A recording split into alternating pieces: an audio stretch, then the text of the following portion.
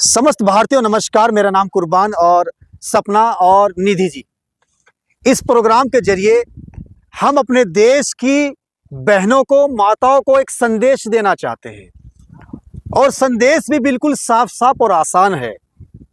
आज अगर हमारे देश के अंदर कोई शख्स आता है और महिलाओं का अपमान कर देता है या फिर किसी बेटी के बारे में गलत बोल देता है और उसको फिर दबा दिया जाता है, इसकी सबसे बड़ी गलत फहमी यह है कि वो महिला सब साइलेंट हो जाती है। एग्जाम्पल, सपना जी को किसी ने बुरा कहा है तो निधि जी का फर्ज बनता है इनकी मदद करूं, इनकी आवाज बनूं, इनकी आवाज को उठाऊं, थाने तक पहुंचाऊं, जिले के बड़े अफसरों के पास जाऊं, सरकार तक भेजूं।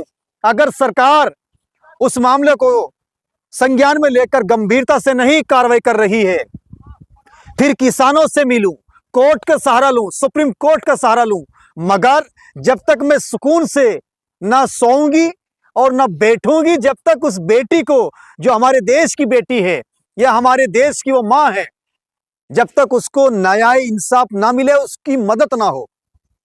अब क्या होता है कि कोई बेटी को धमकाता है, कोई मारता है, उसके बारे में गलत शब्दों का प्रयोग करता है, मगर वो तो खामोश हो ही जाती है। जो बाकी हमारे देश की रहने वाली हमारी माताएं हैं, हमारी बहनें हैं, उनका ये फर्ज नहीं है कि वे साइलेंट हो जाएं। इस प्रोग्राम के अंदर मैं 3 महिलाओं की चर्चा करना चाहता हूं। एक पंडित निधि शर्मा, जो ग्लोब इंडिया चैनल से एमडी हैं, हमेशा यह महिलाओं के उत्थान के लिए काम करती हैं।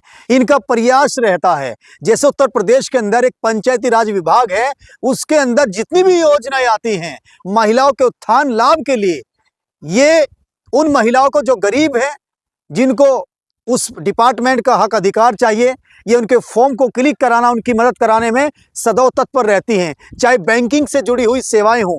और 2 महिला और हैं। देश की राजधानी दिल्ली में अगर बात करें, एमन रिजवी हैं, जो सीनियर सोशल वर्कर हैं, यानी वरिष्ठ समाज सेविका हैं। देश में रहने वाली अगर किसी महिला का अपमान होता है या उन पर लक्षण लगाए जाते हैं, तो आवाज देश की राजधानी दिल्ली से उठती है। और न जाने कितनी गरीब महिलाओं का, देश की बेटियों का, उन्होंने कोर्ट में मुकदमे लड़े और उनको इंसाफ दिलाया और उनको फाइनेंस से भी मदद कराई और सरकार से भी तीखे सवाल करती है। मगर जब ये लगता है कि सरकार महिलाओं के लिए कोई अच्छा प्लस पॉइंट लेकर आई है, फिर वो सरकार की प्रशंसा भी करती हैं। दोस्तों, वो तीसरी महिला की बात करते हैं। उत्तर प्रदेश की राजधानी लखनऊ में एक सुमैया राणा है।